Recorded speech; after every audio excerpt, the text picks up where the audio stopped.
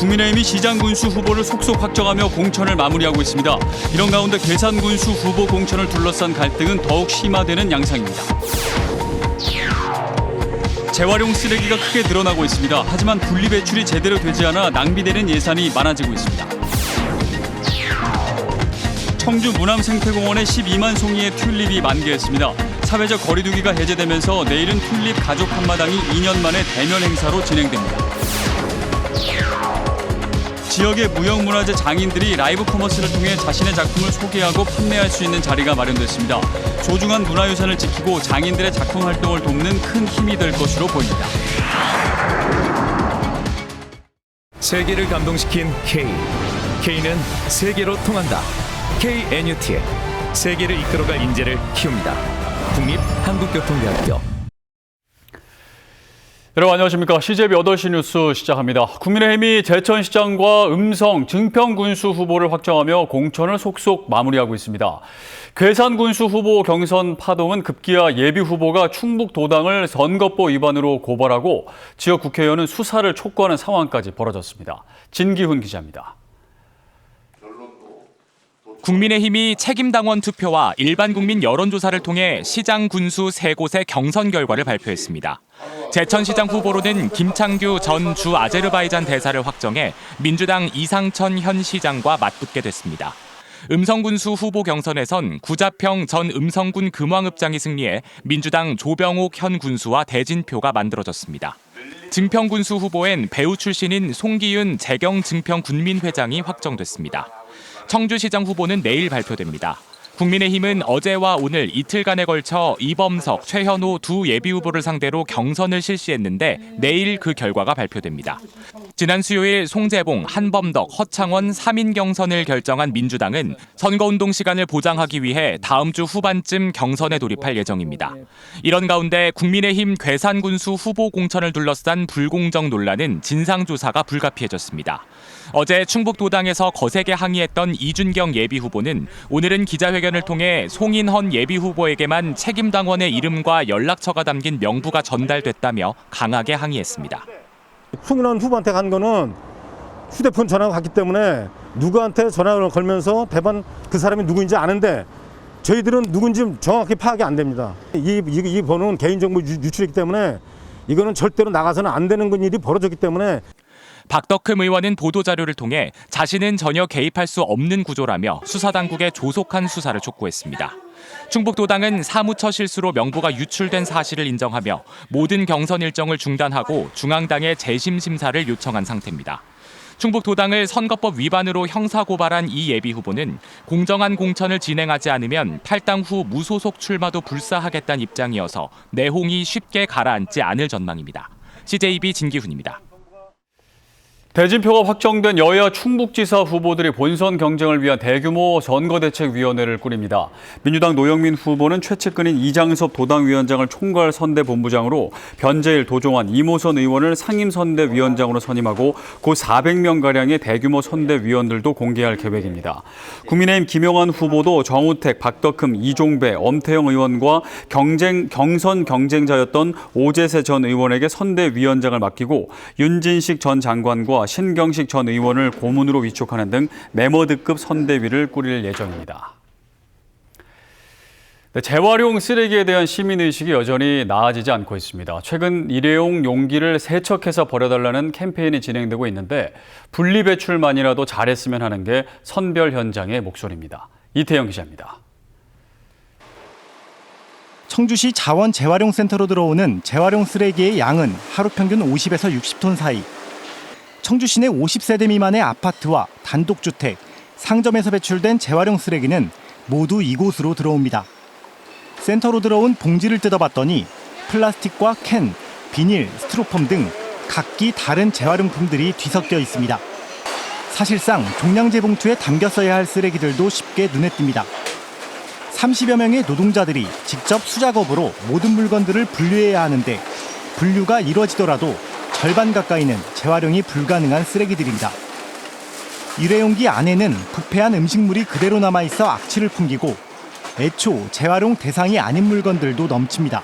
작업자분들이 그 음식물이 묻어 있거나 하는 거를 수작업으로 하다 보면 여름철에는 그 음식물이 얼굴에 튄다거나 하는 경우도 있거든요.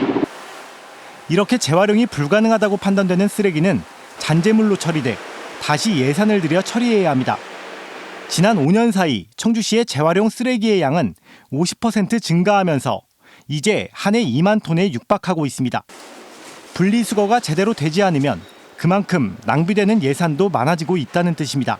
선별이 안 되고 남는 잔재물에 대해서 따로 예산을 들여서 처리하고 있는 입장이기 때문에 발생량을 감소시키면 시 예산 절감에 도움이 될 거라고 생각합니다. 분리배출에 협조해달라는 막연한 캠페인보다는 가진 노력에도 정착되지 않는 이유를 정확히 파악해 문제점을 개선하는 핀셋 정책이 절실한 상황입니다. CJB 이태현입니다. 청주 모남 생태공원에 튤립이 만개했습니다. 사회적 거리두기가 해제되면서 내일 튤립 행사는 2년 만에 대면 행사로 열리는데요. 홍우표 기자가 취재했습니다. 튤립 꽃밭 가운데는 태극 문양으로 꾸며졌습니다. 주변은 빨주노초 파남보, 무지개를 본떠 꽃띠를 둘렀습니다. 무려 12만 송이의 튤립. 평일이지만 가족과 연인, 친구들끼리 이곳 튤립 꽃밭을 찾아 사회적 거리두기가 풀린 4월 봄날의 추억을 남겼습니다. 무슨 이렇게 다양하게 해놓으니까 너무 예뻐요. 예쁘고 좋아요. 튤립 꽃밭을 만드는 과정은 이미 지난해 늦가을에 시작됐습니다.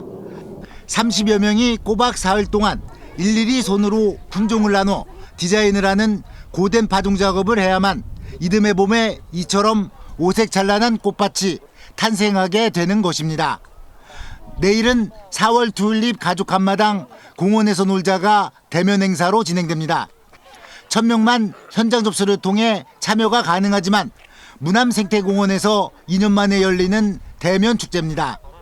가족들이 오셔서 레크레이션도 하고 만들기 체험도 하고 또 버스킹 노래도 듣고 하게 되고 하루 동안 가족들이 모여서 즐거운 시간을 가질 수 있습니다. 다음 주 초에 바로 비 소식이 예보돼 있는 만큼 이번 주말이 올해 무남생태공원의 튤립을 구경할 수 있는 마지막 기회입니다. CJB 홍우표입니다. 지역의 무형 문화재 장인들이 라이브 커머스를 통해 대중들을 만났습니다. 라이브 커머스 첫날 가능성을 확인했는데요. 조상우 기자가 보도합니다. 장인의 손길 따라 목판 위 글자들이 하나씩 선명하게 드러납니다. 선조들의 기록 문화를 가능케 한 전통 각자 작업입니다. 글자를 새기는 장인, 충청북도 무형문화재 제28호 박영덕 각자장이 카메라 앞에 섰습니다. 전통을 잇는다는 자부심으로 30년 넘게 한 길을 걷고 있지만 대중과의 소통이 항상 아쉬웠기 때문입니다. 라이브 커머스를 이용해서 뭔가 대중하고 소통하고 전통과 일반인들의 거리를 좀 좁혀나가는 그런 기회라고 저는 생각하거든요. 보은군과 충청북도 문화재연구원이 무형문화재 전승자의 작품과 대중이 만나는 특별한 자리를 만들었습니다. 장인들이 전국 소비자에게 자신의 작품을 소개하고 판매할 수 있는 비대면 라이브 커머스입니다. 장인 선생님께서 직접 서가 또는 각자를 한 도장입니다. 1시간 동안 진행된 라이브 커머스 첫날 3개 작품이 530만 원에 팔렸습니다. 장인들은 라이브 커머스를 통해 작품 팔로가 확대됐고 대중은 멀게만 느꼈던 전통에 대한 이해가 높아졌습니다.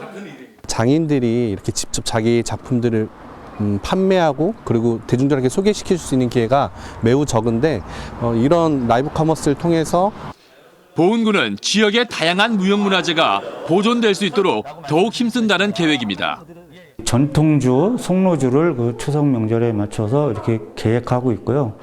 10월에는 저희 농기구 제품을 전통 야장으로 이렇게 시대 변화에 발맞춘 새로운 시도가 우리의 소중한 문화유산을 지키고 장인들의 작품 활동을 돕는 큰 힘이 될 것으로 보입니다.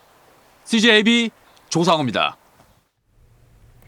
올해로 5살인 슬기는 선천성 청각장애에 6손가락을 갖고 태어났습니다.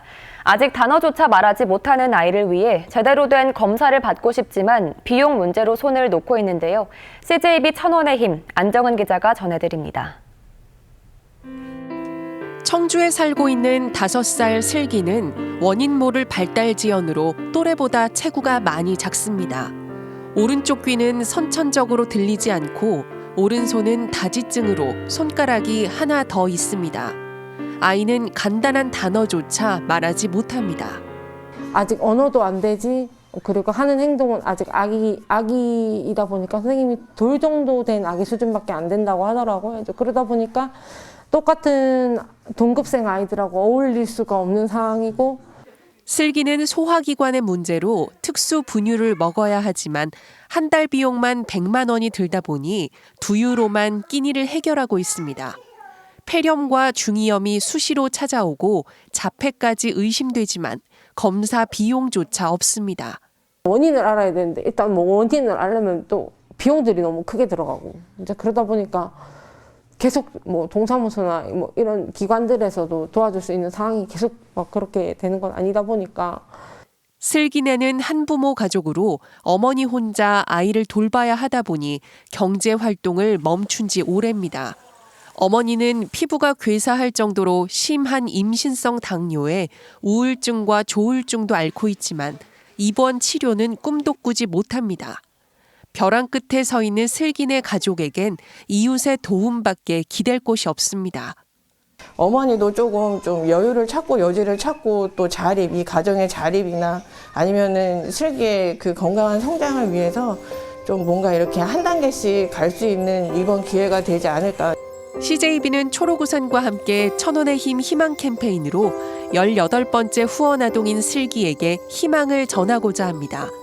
초록우산 계좌로 성금을 보내주시거나 한 통화에 3,000원인 ARS 전화로 성금을 모아주시면 슬기네 가족에게 새 희망을 전할 수 있습니다. CJB 안정은입니다.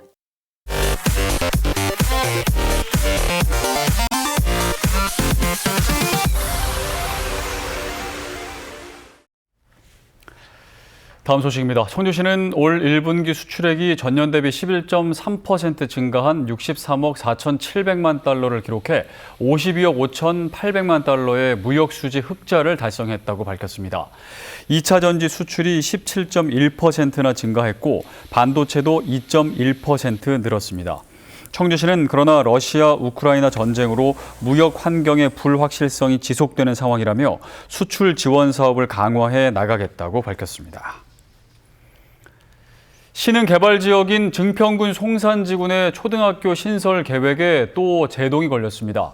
충북교육청에 따르면 교육부 중앙투자심사위원회가 가칭 증평 송산초 신설 계획에 대해 인근 증평초와 삼보초의 학생 수 감소에 따른 통합구역 재검토 등을 요구했습니다. 36학급 규모로 오는 2025년 9월 개교가 목표인 송산초 설립 계획은 지난 1월에도 교육부에서 반려됐으며 도교육청은 오는 7월 세 번째 도전에 나설 계획입니다.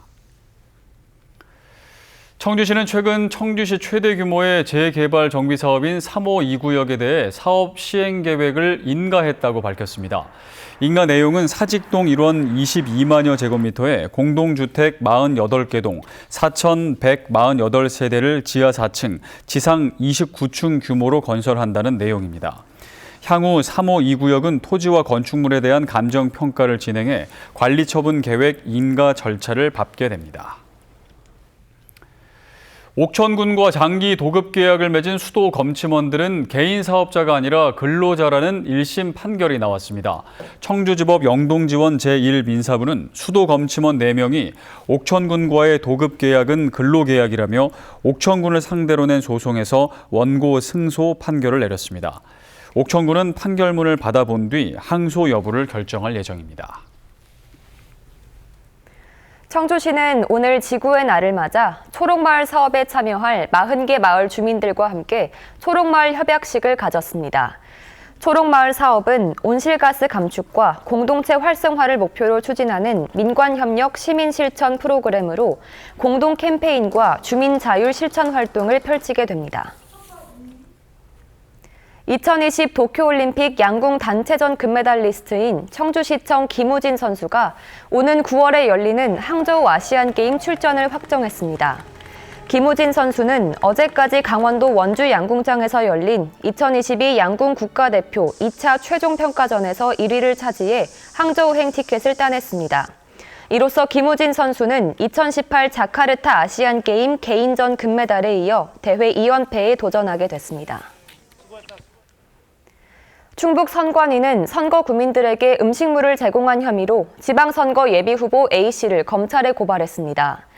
A씨는 지난 2월 20대 대선 모 후보의 선거 사무원으로 근무할 당시 자신의 선거구 유권자인 선거 사무 관계자 5명에게 23만 원 상당의 음식물을 제공한 혐의를 받고 있습니다. 오늘 오전 0시 40분쯤 중부내륙 고속도로 창원 방향 음성 감곡 나들목 인근을 달리던 5톤 화물차에서 불이 났습니다. 운전자가 차량을 갓길에 세우고 대피해 인명피해는 없었습니다. 경찰과 소방당국은 타이어 쪽에서 불이 시작됐다는 운전자의 진술을 토대로 정확한 사고 원인을 조사하고 있습니다. 단양의 중앙선 폐철도 단양역부터 신곡터널까지 1.7km 구간을 체류형 관광지로 개발하는 사업이 본격 추진됩니다.